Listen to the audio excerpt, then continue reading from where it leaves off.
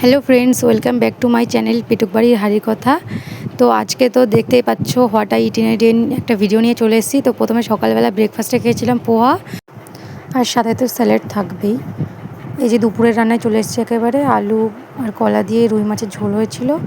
এই যে এটা হলো আমার দুপুরের সুন্দর একটা থালি, চুনো মাছের চচ্চড়ি, স্যালাড, আর লাস্টে ছিল রুই মাছের আলু কলা দিয়ে ঝোল। তারপরে দুপুরে খাওয়ার পর চলে এসেছি দই নিয়ে। বাবা টক দই নিয়ে এসেছিলো বাজার থেকে, তো টক দইটা খুলছি। দেখো কি সুন্দর জমেছে টক দইটা। তো এখন এই টক দইটা খাবো। আর তোমাদের ওখানে কেমন টক দই হয় অবশ্যই আমাকে কমেন্টে জানিয়ে যাবে। আমাদের এখানে টক দইটা একটু মিষ্টি থাকে, একটু টক থাকে। তো অবশ্যই আমাকে কমেন্টে জানিয়ে যাবে যে তোমাদের ওখানে কেমন টক দই তৈরি হয়, একেবারে টক না একটু মিষ্টিও থাকে ওর ভেতরে।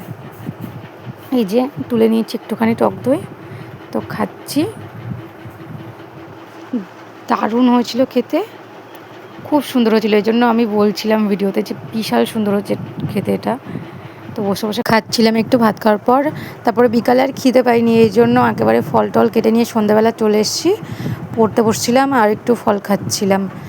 একেবারে রাতের খাবার নিয়ে চলে এসেছি। এই যে রুটি আর তখনকার মাছের তরকারি, আর মা একটা সাথে শশা দিয়েছিল। শশাটা পুরোটা খেতে পারিনি কারণ দুটো রুটি খেয়েছিলাম আমি।